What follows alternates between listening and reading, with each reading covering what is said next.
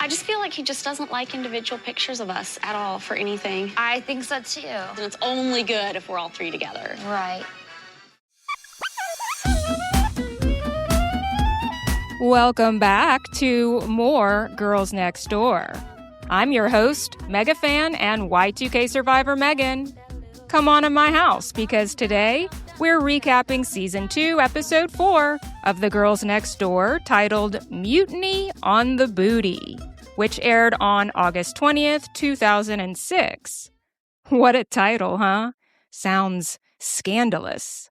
But beneath the glitter body spray and rotating furniture, this is really the beginning of the girlfriends wanting to become people instead of props.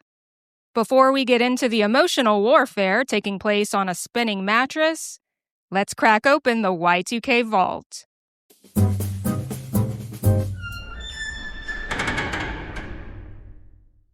In the summer of 2006, there was one article of clothing that had an absolute chokehold on women everywhere.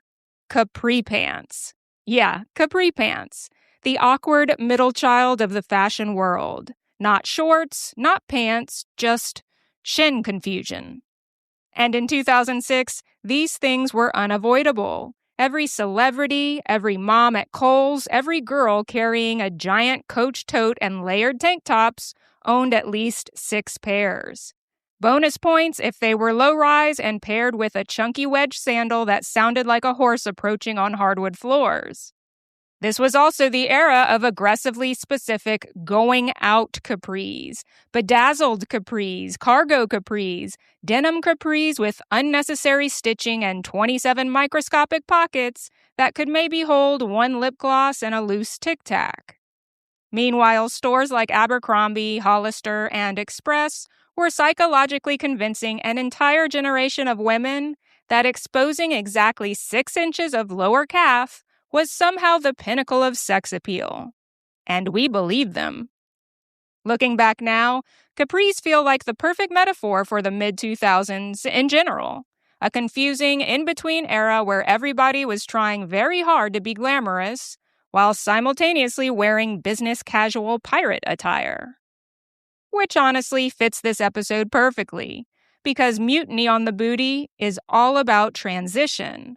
The girls are beginning to realize they don't just want to exist as Hugh Hefner's girlfriends. They want identities, individuality, their own aesthetic, their own lane. Which is difficult when your boss boyfriend prefers you packaged like a Victoria's Secret gift set. Ready to talk about it? First, please kick off your candies, hang up your trucker hat, and silence your sidekicks so we can get into Mutiny on the Booty.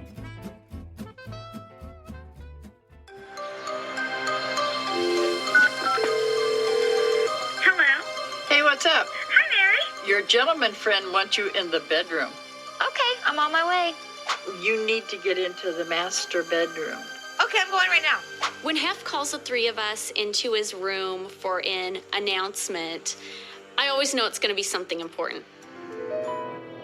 Seems kind of odd. Oh, I didn't see it. Hi, honey. The episode opens like the beginning of a horror movie. Eerie music plays as the camera slowly pans through the mansion gates and up to the ornate wooden arched front door. Up close and inside, a wrinkled finger dials numbers on an ancient landline telephone like the Grim Reaper checking voicemail. A cheerful hello breaks the tension. It's Bridget. The call's coming from inside the house. Kidding.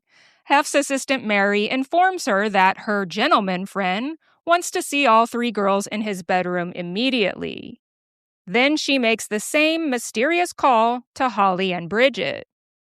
The buildup makes it seem like someone either died or got caught sneaking carbs into the mansion. The girls gather nervously in Hef's bedroom, awaiting the verdict from the silk pajama tribunal. But instead of doom, Hef arrives with good news. Due to the success of their first magazine pictorial together, Playboy wants to do another feature with all 3 girlfriends. The girls erupt with excitement. Bridget practically levitates. She still cannot believe she was featured once inside Playboy magazine after idolizing it for years. Holly seems cautiously thrilled, while Kendra describes it as too good for words. Unfortunately, Hef quickly reveals the catch. The photo shoot will once again take place at the Playmate house across the street on his iconic rotating round bed. Now, for anyone unfamiliar with Playboy lore, Hef's circular bed was one of his most famous possessions. It became this bizarre pop culture symbol of 1970s bachelor excess. The thing literally rotated 360 degrees and always seemed to be photographed in a penthouse environment lined with ceiling-high windows. Somewhere between Austin Powers' villain lair and furniture purchased by a divorced disco magician.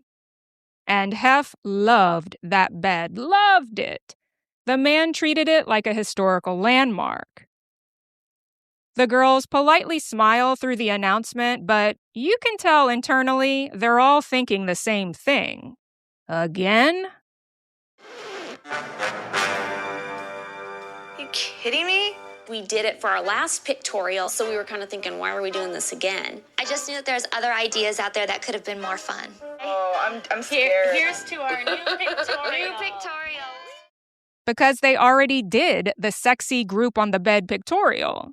And you can tell the girls are struggling to fake enthusiasm over repeating the same fantasy again.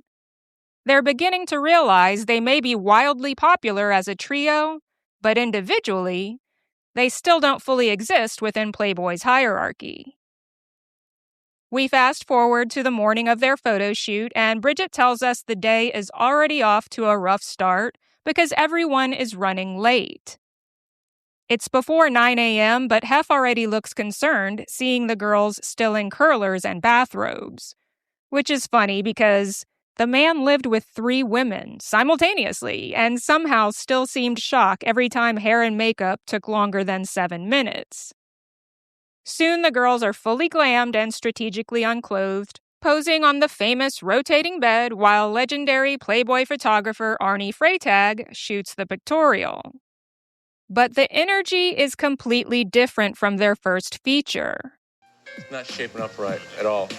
The round bed photo shoot wasn't my favorite at all. I think it was like one of my least favorite pictures. I hate this. I think that Hev thinks people don't want to see our individual pictures, that we're not as sexy individually as we are as a group. Here, relax. You can move. Sometimes you just want your own individual picture. It would be nice just to have our own page. Nice faces. Good, you're done. Season 1's shoot felt exciting and celebratory. This one feels oddly flat, almost corporate, like everybody suddenly understands the assignment too well. Even Bridget comments that Hef views the girls as sexier together than individually, almost like the fantasy only works when they're presented as a unit. That observation feels huge, because once you separate the girls and allow them to become distinct personalities, they stop functioning as Hef's perfectly curated package. Individual success creates options. Visibility creates independence, and independence creates the terrifying possibility that someday they leave. Interrupting Megan here with a quick reminder to subscribe, like, and share this podcast. A simple act of acknowledgement goes a long way, and we'll actually see that play out soon in this episode, so let's get back to it. It's becoming increasingly obvious these last few episodes have been foreshadowing a shift. The girls want autonomy. They want to be seen as individuals instead of interchangeable accessories in Hef's kingdom of blonde sameness. Later that evening, Holly lies in bed beside Hef while he asks how the shoot went. Her answers are incredibly short. Again, cautious. It was fun. Hef reiterates that he likes the vision of all 3 girls together on the famous bed. And then Holly, in full nervous baby voice mode, actually speaks up. She gently tells him the concept feels too similar to the last pictorial and worries readers will notice the repetition. Instead, she suggests the girls each create scenes inspired by their individual personalities. This is one of the boldest moments Holly's had so far in the series, because she isn't just criticizing a photo shoot, she's subtly challenging the entire Playboy formula. And honestly, I gotta hand it to Holly here. Framing the concern around the audience's reaction instead of simply saying, "We're bored," was absolutely the right move. She understood Hef cared deeply about Playboy as a brand and a fantasy product, so positioning the issue as something that could affect the magazine creatively or visually was probably the smartest way to get him to listen. Hef pauses, considers it, and surprisingly agrees.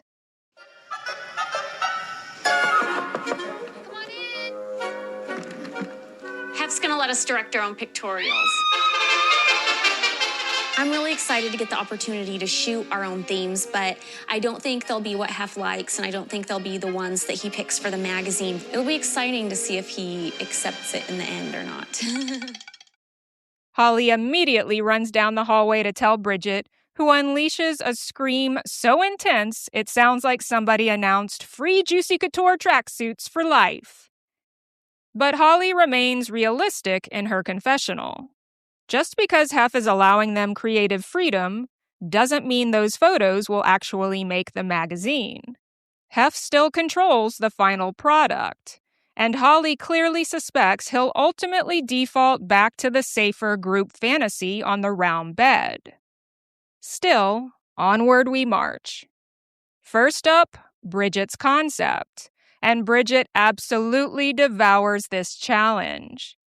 At Playboy Studios, she reveals her inspiration is King Kong. An elaborate jungle set has been constructed complete with fog machines, rainforest props, giant hieroglyphic totems, and dramatic lighting. Bridget appears wearing puka shell accessories and soft blonde waves while absolutely radiating excitement. And spoiler alert, Bridget's pictorial theme in this episode has always been my favorite. The set design is genuinely impressive, and the campy cave woman aesthetic works beautifully on all three of them. It feels theatrical, over the top, and very Bridget, which is exactly why it succeeds. Bridget poses between Holly and Kendra before taking solo shots inspired by Fay Ray from King Kong. She excitedly explains the editors will later Photoshop her onto a giant gorilla hand. Now, if you know anything about 2000s Playboy aesthetics, this sounds absolutely insane. Playboy had a very polished, glossy, hyper-feminine visual style. Giant gorilla hand cosplay fantasy photography was not exactly part of the usual soft-focus, candlelit jacuzzi universe. Still, Bridget remains hopeful Hef will approve since King Kong is famously his favorite movie. Then comes Kendra's football-themed shoot. Artificial turf covers the studio floor while a stadium backdrop hangs behind her. I think during this shoot for Playboy, I think I was less nervous about it because actually, you know what? I was actually more nervous. So long. I want to be known as the girl who did the Heisman Trophy pose naked in Playboy. Because who has done the Heisman Trophy pose naked before? Nobody. Not that I can recall. That's nice. That's nice. Done. You got it. Good job. As a die-hard San Diego Chargers fan, Kendra wears barely there football gear complete with shoulder pads and cleats, while Holly and Bridget play sexy cheerleaders. Kendra's setup is noticeably less elaborate than Bridget's, but to be fair, Kendra seems thrilled with it anyway. She poses dramatically in Heisman stances while fully embracing the sports fantasy.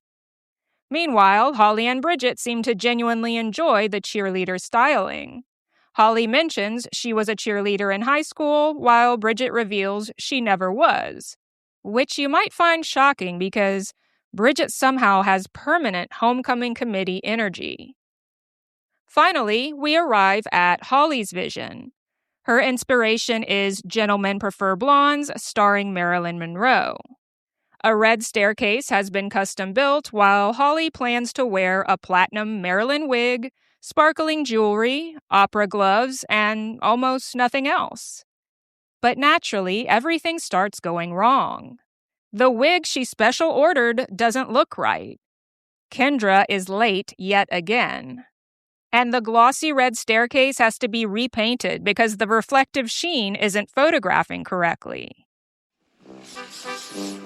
Even though we've shot for Playboy once before, I was more nervous this time around because I was in charge of the costumes involved in my part of the shoot and my own set. Kendra was late to my photo shoot, and I felt a little bit frustrated because it's very important to me to be professional and to be on time. And there's the added pressure of making sure this photo shoot turns out so Hef likes it. And I just felt like, come on, be on time. Pull your weight around here. Holly's stress level here tells us everything about her personality. Unlike the others, Holly isn't just enjoying the fantasy anymore. She's emotionally invested in Playboy as a creative world. She wants Hef to approve of her artistic instincts. She even reveals Hef worried her concept wasn't glamorous enough, which clearly rattled her confidence. And once again, Holly subtly calls out Kendra's chronic lateness, which has clearly become a real source of resentment inside the group dynamic. But eventually, the shoot begins. Holly stands center stage while Bridget and Kendra flank her in elaborate updos, collars, and top hats. It's also theatrical, old Hollywood, and probably the closest Holly has gotten thus far to living out her fantasy of becoming Playboy's in-house creative director. Then we move into the final shoot for the magazine cover. And this is the most symbolic part of the entire episode. The cover shot that we got to do is going to make Playboy history because we are shooting front and back cover, which, as far as I know, has never been done for Playboy before. Yeah, look cover enough. Yeah. Okay, shoot. We had to find a pose and outfits and do the hair and everything so that it looked perfectly good from the front and from the back, which is almost impossible to do. Here we go. The girls pose together in delicate lace lingerie while peeking through a faux window set. Front cover and back cover are photographed simultaneously, which feels very intentional when you think about the title, The Girls Next Door, because the entire Playboy brand depended on voyeurism. The fantasy wasn't just beautiful women. It was the illusion that these women were somehow accessible, neighborly, innocent, girls you might accidentally get a glimpse of through an open window just as they happen to be undressing, professionally lit, and wearing lip gloss at all times. The setup itself becomes a nightmare because the window frame is much smaller than expected. The girls have to physically contort themselves together while somehow making the pose look natural from both sides. And then enters Playboy photo editor Marilyn Grabowski. Now, Marilyn had a reputation within Playboy for being extremely demanding and detail-oriented. Basically, the Miranda Priestley of softcore publishing. She knew exactly what she wanted, and she wasn't particularly interested in sparing feelings while getting there. Her directions echo throughout the studio. Bridget, move the curtain. Bridget, arch your back more. Bridget, fix your cleavage. Bridget, poke your butt out. And you can literally watch Bridget begin emotionally collapsing in real time. Bridget, bring your right elbow out just a little bit, would you? Does Bridget need to turn her body in a little bit? All of a sudden, she got a little heavy. Bridget, bring your right hand down a fraction. Yeah, so it's straight. Much It lower, goes to too. Bridget. And it was just overwhelming and frustrating. I just needed a break. I was just getting really frustrated because I want to do my best that I can. Doing the cover and the pictorial and everything, it just means the world to me. I want it to be right and I want it to be perfect, and I don't want to mess it up. During a break, she retreats to the dressing room and starts crying, admitting she feels terrified of ruining the shoot for everyone else. It's one of the saddest Bridget moments we've seen so far because, beneath all the bubbly energy, Bridget constantly seems desperate to prove she belongs there. But then something unexpectedly sweet happens. Kendra, of all people, immediately senses Bridget is struggling. The self-proclaimed tomboy who normally communicates through sarcasm and sports references quietly walks over while Bridget gets her makeup touched up and gives her a supportive neck rub. It's such a tiny moment, but weirdly intimate. We almost never see Kendra act nurturing like this. Personally, I would have brought Bridget a vodka cranberry and a Xanax, but the neck rub is still thoughtful. When filming resumes, Marilyn noticeably softens her tone, and the girls ultimately finish the complicated cover shoot successfully. Now, all that remains is the verdict. Will Hef choose the girls' individual concepts or default back to the rotating bed photos? Hef is still deciding whether the round bed pictures we took will be the main focus of the pictorial or our individual pictures. I think he's more interested in the round bed than he is of us. We are so happy about our individual pictures. He knows how happy we are about it, and I think if he used that round bed over our individuals, that would be the worst mistake of his life. And beautifully, the episode ends exactly where it began. The girls once again wait nervously in Hef's bedroom while he reviews the layouts. Hef joins them, layouts in hand, and explains that originally he intended for the personalized pictorials to be secondary to the round bed photos. But surprisingly, he's changed his mind. The themed shoots will now become the main focus of the feature. Now, admittedly, his explanation is a little murky. Are the round bed shots still included, or were they scrapped entirely? It's hard to tell because Hef never seems particularly clear when explaining important decisions. But regardless, the girls got what they wanted. Their individuality finally made it in the magazine. At least partially. And that distinction matters, because despite appearing in Playboy, the girls still are not playmates, and there's a huge difference. A playmate is the featured centerfold model representing an official month in the magazine. She becomes part of Playboy history permanently. The girlfriends, meanwhile, are essentially celebrity features within the issue. They share space with the actual playmate, which honestly reinforces the exact fear Bridget voiced earlier. Hef seemed comfortable making the girlfriends famous together, but not necessarily elevating any one of them individually beyond his control. Because once one girlfriend becomes bigger than the mansion itself, the fantasy starts collapsing. When Hef chose our individual pictures instead of the round bed pictures, I was shocked. I thought for sure he had his mind made up before the fact. And it just felt really good to throw something creative out there and have him embrace that.